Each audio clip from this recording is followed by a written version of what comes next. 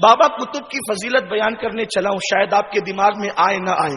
انہوں نے 3 دن میں بیوی کو طلاق دے دیا، نکاح کیا اور صرف 3 دن میں طلاق دے دیا. صرف 3 دن میں طلاق دیا. اگر اتنی بات کہہ کے بات ختم کر دوں تو سال بھر آپ سوچو گے کہ اب کیا ہوا، طلاق کیوں دیا. 3 دن میں طلاق اس لیے دیا کہ حضرت قطب الدین بختیار کاکی کا معمول تھا کہ وہ ہر رات سونے سے پہلے حضور ختمی مرتبت صلی اللہ علیہ وسلم پر 3000 مرتبہ درود پڑھتے تھے، اور 3000 مرتبہ درود پڑھنے کے بعد پھر بستر پر تشریف لے جاتے تھے. گھر والوں نے شادی کرا دی، اوش کے تھے اور مولا علی کی اولاد میں سے تھے، سادات میں سے ہیں، علی مرتضیٰ کی اولاد میں سے ہیں. اللہ اکبر. تو جب شادی ہو گئی تو اب شادی ہونے کی وجہ سے ان کو 3000 مرتبہ درود پڑھنے کا موقع نہ ملا، کیونکہ ہم اور آپ آسانی والے لوگ ہیں.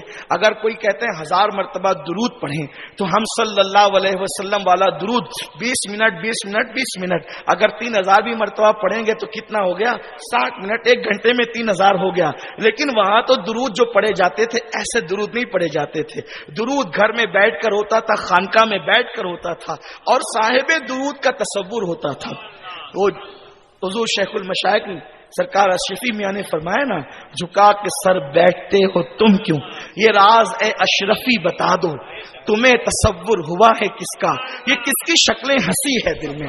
سنی جب سر جھکا کے بیٹھتا ہے تو یوں نہیں بیٹھتا، بلکہ عشاق کی عادت ہوتی ہے کہ دل کے آئینے میں ہے تصویر یار، جب ذرا گردن جھکائی دیکھ لی، یہ شان ہوتی ہے. اب حضور سرکار اشرفی میاں بابا قطب کے غلاموں میں ہے، تو جب غلاموں کی یہ شان ہے تو اس آقا کی شان کیا ہوگی. صابر پاک بابا قطب کے غلاموں میں ہے. میرے پیارے آقا علیہ السلام کے پیارے دیوانوں، 3000 مرتبہ درود کا معمول تھا اور درود شریف پڑھتے تھے، اور اس میں رات کا اکثر حصہ گزر جاتا تھا. اللہ اکبر. بس 3 دن شادی کو ہوئے اور تینوں دن آپ 3000 مرتبہ درود نہ پڑھ سکے، اس لیے کہ بیوی کا کوئی تقاضا تھا.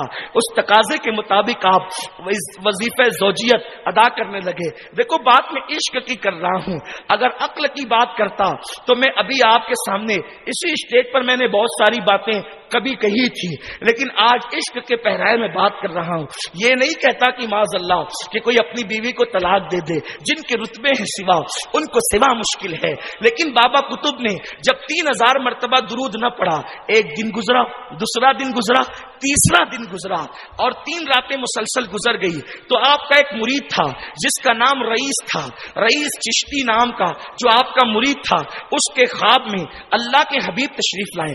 ذرا اب دل کے کانوں سے سننا، اس لیے کہ بات ان آقاؤں کی ہو رہی ہے. میرے پیارے آقا علیہ السلام کے پیارے دیوانوں، آپ کا مرید ہے رئیس چشتی.